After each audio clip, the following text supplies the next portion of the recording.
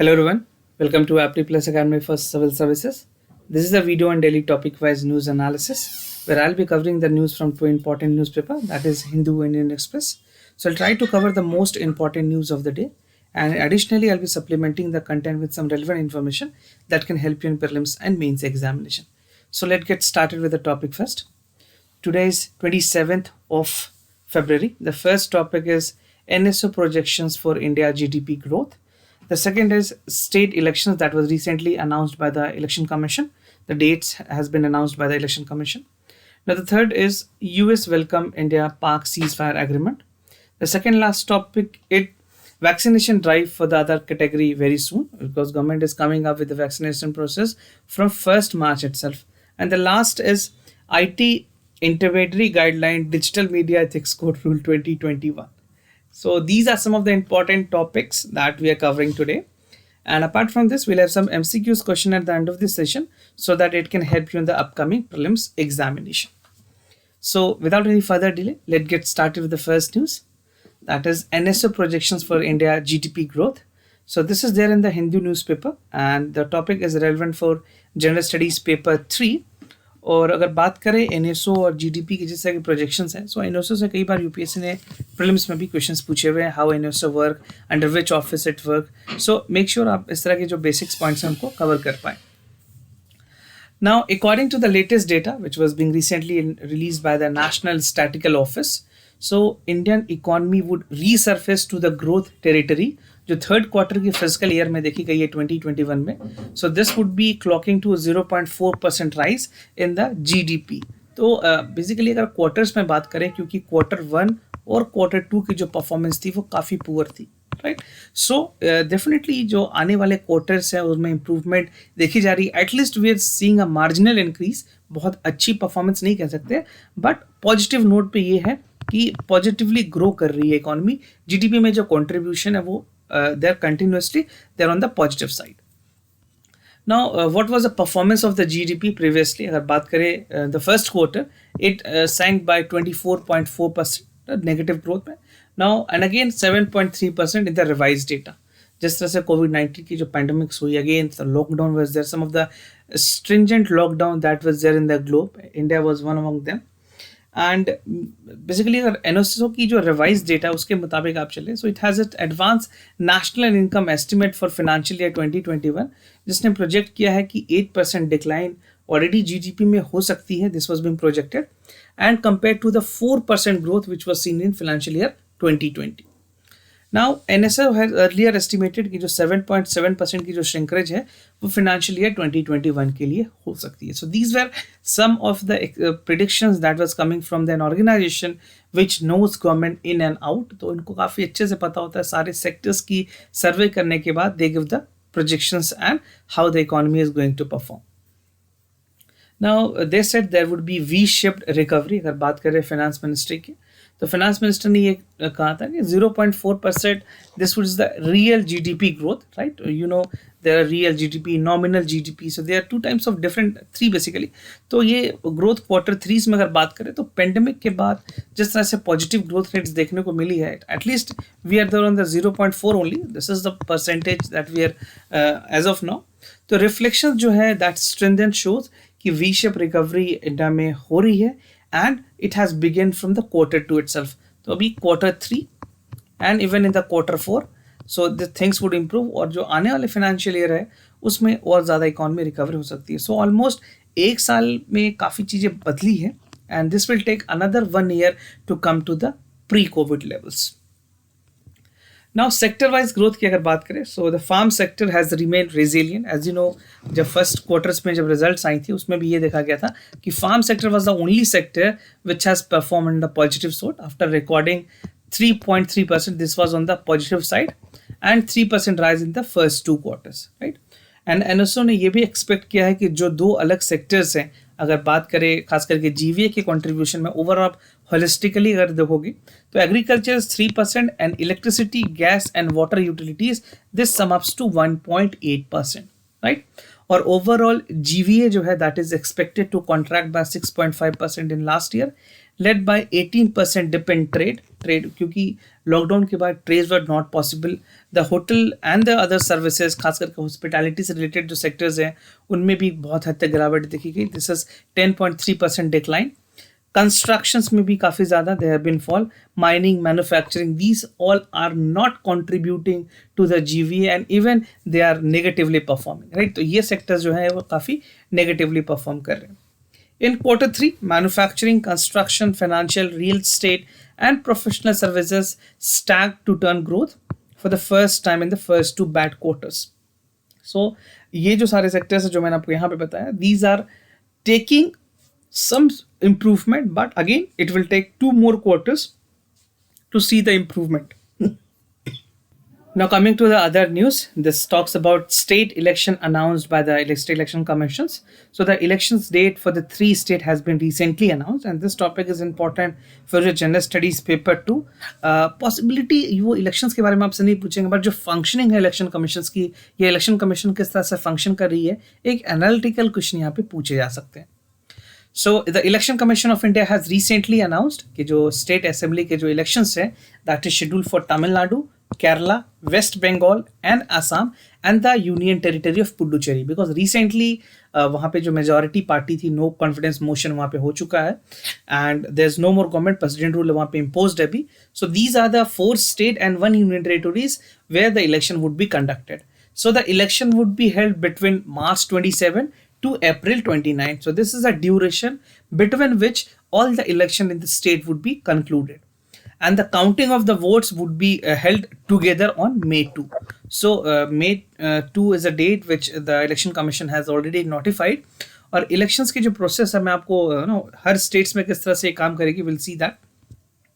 So state-wise election details की अगर बात करें, so the polling process will constitute 126 constituencies of Assam that would be held in 3 phases. Assam में 3 phase election है, 27, April 1 and April 6. So people who belong to Assam, they must take a note of this. And in the West Bengal, so we are more concerned in the West Bengal. So this would put conducted on the 8th phase. So this include 7th पिछले साल में, पिछले बार जब election हुई थी, this is 8th time.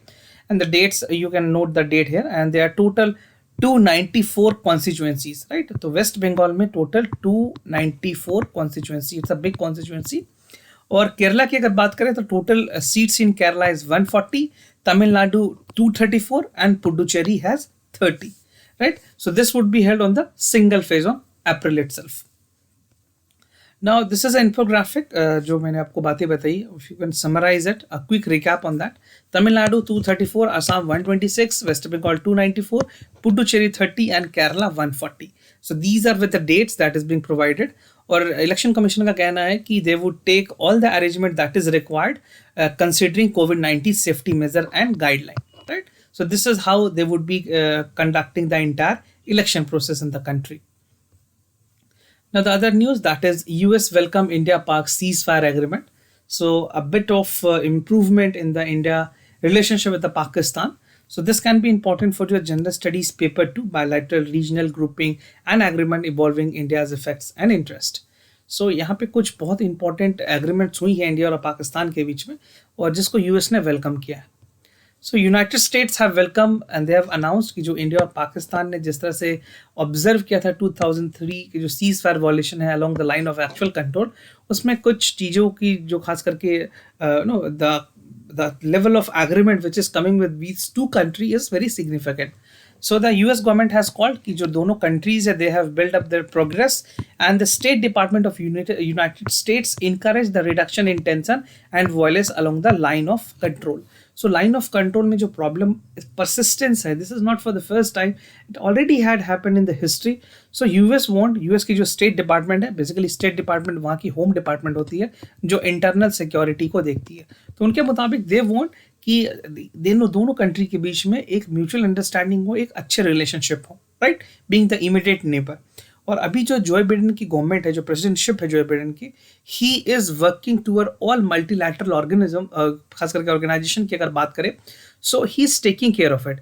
And I personally feel जो multilateral आप agreements कर रहे हैं, जितने भी मल्टीलैटरल फोरम्स हैं, if you are trying to improve that, you're giving your participation, this gives a statesman personality, and he is commendably doing his job very well, right? So this is a kind of notion that US is adopting. जो previous presidentship थी Donald Trump की, he has not considered these to be an a resolution part, but अभी की जो presidentship है US में, that is more inclined toward global peace, considering अगर बात करें इन्वायरमेंट सेफ्टीज की या खास करके सस्टेनेबिलिटी ऑफ इन्वायरमेंट के लिए, तो इस बार की जो प्रेसिडेंटशिप है that is more great compare to the previous one. Now on US role की अगर बात करें, so the US authorities said that they continue to support the direct dialogue. जो direct dialogue है between India and Pakistan, they support this on Kashmir issues, right? And US has welcomed the arrangement that was announced and that will take place. So what US said कि जो भी आने वाले जो decisions होगी India और US के बीच में, that would be very significant, and US is taking a note of this, and they want कि इंडिया और पाकिस्तान के बीच में एक हेल्दी रिलेशनशिप स्टैब्लिश की जा सके in terms of line of control. So LOC को लेकर के बहुत सारी अटकलें थी पहले भी, but let's see things are working in a sustainable manner. Now, even apart from United States, UN, EU have welcomed the deal. The European Union have welcomed the ceasefire agreement, and they said this is an important step in the interest of regional peace. जो regional piece और stability होती है उसको maintain करने में ये बहुत important landmark bilateral dialogue है, जो कि दोनों कंट्री के साथ साथ और भी कंट्रीज को बेनिफिट कर सकती है. This can set an example also, right? And further the positive side will provide an opportunity for further dialogue. So if things is getting improved, these things are there in the positive side, many things is going to improve further also, right? Now the other news, vaccination drive for the other category very soon, because government already know that the vaccination has to go parallelly. सिर्फ आप first frontline health worker को ही vaccinate नहीं करेंगे, there are many other people who have to be vaccinated. So in light of that, government has taken some important decision. So this would be important for your general studies paper 2, governance policies and their interventions. So news में ये बातें बताई गई है कि जो union health ministry, उन्होंने recently announce किया था कि एक एडवांस सेल्फ रजिस्ट्रेशन जो प्रोसेस है, ऑन साइट रजिस्ट्रेशन हो या कोहर्ट रजिस्ट्रेशन है, for the people who are beneficiaries of that would be coming very soon, right? और ये जो रजिस्ट्रेशन प्रोसेस है that would be starting from March 2021. So after 2 or 3 days they would be starting this process after 2 days. So जो CoWIN app है, CoWIN 2, right? This is CoWIN 2. Those of you who do not know must know this. This is a new portal, a new app that is coming by the government of India. तो जो भी लोग 60 plus के हैं वो eligible होंगे इस बार vaccination के लिए, प्लस ऐसे लोग जो 50 एज के हैं, कोमॉर्बिड 45 प्लस के लोग जो कोमॉर्बिड कैटेगरीज में हैं, they would be eligible to take vaccine. So if you know any of your family member who is above age 60, make sure कि आप उनके लिए रजिस्ट्रेशन करें, और जिनको इस चीज़ की जानकारी नहीं है उनको जानकारी दे. Because people are actually not aware. This is something which is happening online, and India is not that well equipped with IT, right? हमारे घर में अभी भी रजिस्ट्रेशन प्रोसेस, ये सारी चीज़ों के लिए भी काफ़ी कॉम्प्लिकेशंस होती है. People are not actually aware. They are not IT enabled. They do not belong to that generation. तो जो 60 प्लस के लोग को डेफिनेटली उनको नहीं पता होगा. So if you know anyone, you can help them out कि आपकी वैक्सीनेशन प्रोसेस स्टार्ट हो चुकी है. You can go by the vaccination process, right? Now simplified process है, registration has to be done by 3 routes. 3 important routes है. First आप क्या कर सकते हैं, you can download the COVID 2.0 which I've told you. ये आप कर सकते हो, या आप उसके जो IT applications है, जो वेब पोर्टल है, वहाँ पे जा सकते हैं. और even if you have Aarogya Setu app, you can directly visit that app, and from there also you can have the registration process, right? And the app will show the list of the government and private hospitals serving for the vaccination centers, and the data and the time would be available as per the schedules, right? So आपको वहाँ पे time slot choose करनी है, hospital choose करनी है. You can not choose the vaccine. So this has to be taken in mind. अब जो vaccine है, इंडिया में अभी 2 वैक्सीन हैं, एक तो कोविड शील्ड है और एक कोवैक्सीन है. इन दोनों में आप चूज नहीं कर पाओगे. You do not have option. Whatever government is providing you have to take. और दोनों की एफिकेसी रेट काफ़ी अच्छी है, right? This has already been pass by the सिट्सको. और जो बेनिफिशियरी है, they would be able to choose the centre and appointment for the vaccination accordingly they would be given. जो भी टाइम्स होगी, इवन स्लॉट्स, अलग अलग स्लॉट्स बुक करके आप अपने रजिस्ट्रेशन प्रोसेस को कंप्लीट कर सकते हैं। And just to remind you once again, this is for 60+ and 45+ लोगों के लिए जो कि कोमॉर्बिड है। This is for the comorbid categories. और ये सिर्फ जो 60 ईयर्स है वो डायरेक्टली जाकर के अपने आप को रजिस्टर कर सकते हैं। Now, what is the role of the state and union territories in this? So, the health ministry said under the facilitation cohort registration, the state government and the union territory administration would take a proactive lead. उनको अपने proactive roles दिखाने होंगे। Specific dates जो हैं COVID-19 vaccination की, that would be decided where the target groups or the potential beneficiary would be vaccinated. So they have to make the infrastructure arrangement, कहाँ पे vaccination process होनी है, ये सारी चीज़ें, जितनी लॉजिस्टिक सपोर्ट्स है, that has to come from the state government. And the state UT and health authorities would also ensure कि जो टारगेट ग्रुप हैं, खास करके अगर बात करें मोबिलाइज की, या they have to brought to the vaccination centres, अगर गवर्नमेंट इसमें भी कुछ हेल्प कर सके, फ्री लोगों को सेंटर्स तक लाना या फिर उनको छोड़ने की इस तरह की अगर प्रोसेस हो सके, so that would be again very very important for the people, specially we are targeting the age group of 60, तो उन लोगों को इस हिसाब से काफ़ी मदद मिल सकती है। Now, under 3 routes, it has said that कि जो beneficiaries हैं, they would be captured with the COVID-2 platform. एक digital QR code based provisional certificates भी उनको मिलेंगे on the final receiving of the doses. So they would be getting a QR code for which they can scan it, and they can get the actual certification that their vaccination process is completed. And as you know, यहाँ पे 2 doses of vaccines हैं, 1 and 2. So the first dose of the vaccine would be given now, और जो इन दोनों dose के बीच में जो difference है, that is between 4 to 12 weeks. So after 4 to 12 weeks, the second dose has to be taken. And this is a mandatory dose. Many people say कि आप एक ले लो उसके बाद दूसरे लेने की जरूरत नहीं है. No, this is something which is mandatory, right? ये mandatory है and you have to take it. Now vaccination cost की अगर बात करें, so the vaccination would be free of charge. जितने भी गवर्नमेंट हॉस्पिटल्स है, गवर्नमेंट सेंटर्स हैं, वहाँ पे वैक्सीनेशन फ्री होगी। And just what you need to carry a photo ID which contain your Aadhaar card और वोटर आईडी, राइट। एंड जो comorbid के लोग हैं उनको अपनी कोमॉर्बिडिटी की सर्टिफिकेट चाहिए होंगी। And those taking the vaccine of designated any designated और empanelled private hospitals, so they have to pay a fixed charges. वहाँ पे कुछ चार्जेस हैं, they would be pay off, और डेफिनेटली उसके लिए पे करना होगा। अगर आप गवर्नमेंट सेंटर्स में लेते हैं तो that would B free of cost, so this would B free. Now, the ministry said that the state and the union territory to keep a scale of vaccination process within the government private hospitals so that the vaccination doses are administered well. यहाँ पे infrastructures को लेकर भी काफ़ी problems आ रही है। Government के पास already इतनी सारी चीज़ें नहीं है कि वो लोगों को वैक्सीनेट कर सके, मैन पावर नहीं है। So it was being said कि जो प्राइवेट हॉस्पिटल्स हैं उनके रोल भी काफ़ी इंपॉर्टेंट हो जाते हैं इस टाइम पे, and they should be given permission to take it. But again जो ब्लैक मार्केटिंग का कॉन्सेप्ट खास करके हमने देखा कोविड के टाइम में, which government is definitely thinking of कि अगर इसको किया जाए तो काफ़ी स्टेक होल्डर्स इसमें ये कंसर्न कर रहे हैं कि जो लोग वेल्दी हैं या जो रिच पीपल हैं, दे would be getting vaccine earlier. Black marketing हो सकती है, बहुत तरह से इरेगुलेशंस हो सकते हैं।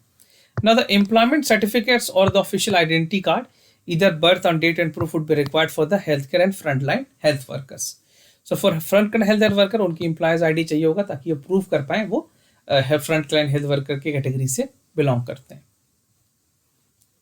Now this is in last editorial talks about IT intermediary guideline and digital media ethic code which was recently passed by the central government. So it talks कि किस तरह से चीज़ों की ज़रूरत है अभी प्रेजेंट में, और गवर्नमेंट को और क्या चीज़ें करनी चाहिए ताकि OTT या फिर जो डिजिटल प्लेटफॉर्म है उनको और ज़्यादा इंप्रूव किया जा सके। So this is again important for जो general studies paper 2, and I think a main question is expected here.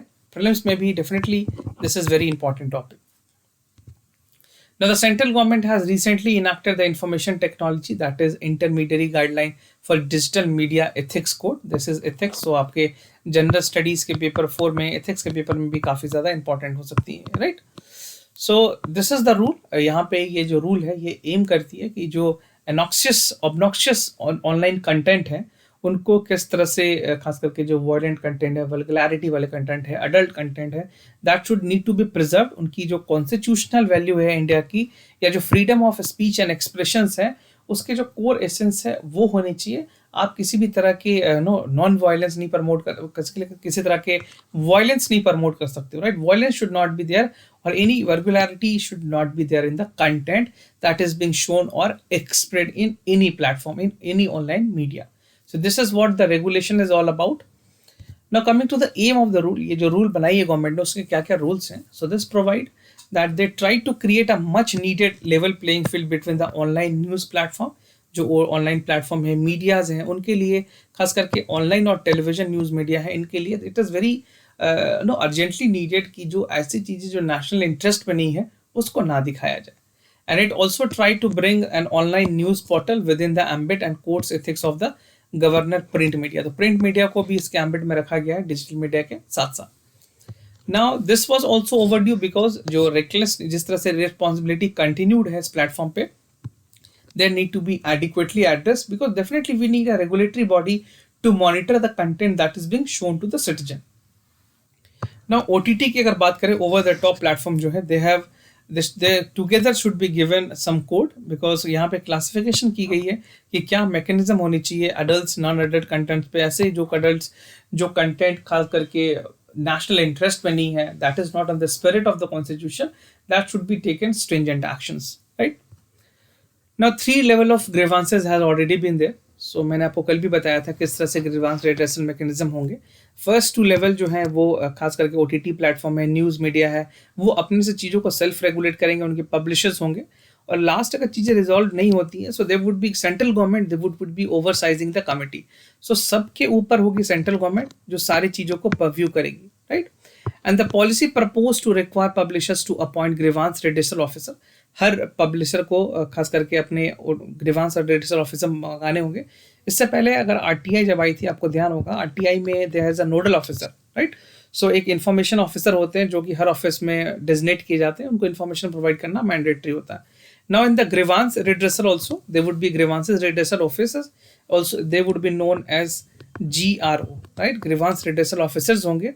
खास करके उनको अपने जो ही टाइम बाउंड मैनर है, 15 डेज गवर्नमेंट ने टाइम रखा है, 15 डेज के अंदर उनको सारी चीज़ें पूरी करनी होगी, right. So this is a time which has been provided from the government. If not done, the central government will take a note of this and then they can there will be self regulatory headed by the retired जज. और कोई इनको self regulatory body बनानी होगी जिसके जो overall जो jurisdictions होंगी, खास करके जो लीड करेगी, टीम जो हेड करेगी, वो रिटायर्ड चीफ जस्टिस होने चाहिए या जजेस होने चाहिए, right. Now lessons from Australia code of practice disinformation. अगर बात करें ऑस्ट्रेलिया की, तो उन्होंने भी इस तरह से ओटीटी प्लेटफॉर्म को कंट्रोल करने के लिए, डिजिटल मीडिया को कंफर्म करने के लिए एक इस तरह की इंफॉर्मेशन पास की थी, एक लॉ पास किया था. That name is Australia code of practice on disinformation and misinformation, right. So this was recently release by the digital industry group. और ऑस्ट्रेलिया की जो पार्लियामेंट है और ऑस्ट्रेलिया की जो एपेक्स बॉडी है, that is known as Australian communications and media authority, ACMA. They have considered this step to be a welcome step, and they see कि जो 2/3 of Australia were concerned about what real is and what is fake news, right? So fake और real में खास करके Facebook की भी controversy Australia में चल रही है सर्च इंजन को लेकर के.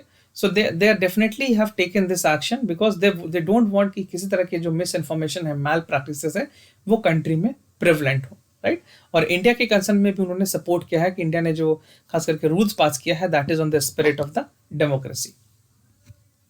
नाउ वे फॉरवर्ड की अगर बात करें, so the centre's new IT rule were much needed to ensure कि जितने भी online platforms are subject to law of the land, and the policy has tried to create the much needed level playing field between the online platforms, जो media है, print media है, digital media है, और एक दूसरे तरफ जो online television news network है, उनको कंट्रोल करने के लिए this is the steps in the right direction. और जो सोशल मीडिया पॉलिसीज हैं, they try to create much needed level playing field. एक लेवल प्लेइंग फील्ड मिलेगी ताकि सारे खास करके डिजिटल, प्रिंट और ओटीटी प्लेटफॉर्म इक्वल लेवल पे परफॉर्म कर सके, right. And finally a words of framework within the company should operate in India, right. तो एक ग्रीवांस रेड्रेसल होगी, उसकी प्रॉपर प्रीव्यू होगी, सर्विलेंस होगी, ताकि सारे कंटेंट को क्रॉस चेक किया जा सके. So this is the way forward in light of the new rules that has been passed by the central government. Now coming to the MCQs question of the day, the first question that we are asking is from the PM Atmanirbhar Swasth Bharat. It aims to provide healthcare insurance to people from BPL category, and this was recently launched this was recently announced basically in the Union Budget 2021. So what you have to do, you have to just choose the correct option, that is A, B, C or D, and you can write your answer in the comment section down below. Now, coming to the second question, that is, consider the following statement with regards to National Hydrogen Energy Mission. What is this all about? The mission would capitalize the hydrogen as a cleaner alternative options, and it will focus on the hydrogen from green power resources. So, what you have to do? Very easy question. You can easily mark the correct option, but just use that critical point that you can find here. उसके बाद आप इसके answer easily दे पाएंगे. So do participate. Write your answer in the comment section down below. Right. And if you're new to our channel, do not forget to subscribe Apti Plus Academy for Civil Services on YouTube. And if you like this video, do not forget to give thumbs up. If you have any other concern, do let us know. We'll be more than happy to assist you. For time being, I'm signing off. Wish you all the best. Thank you so much for listening.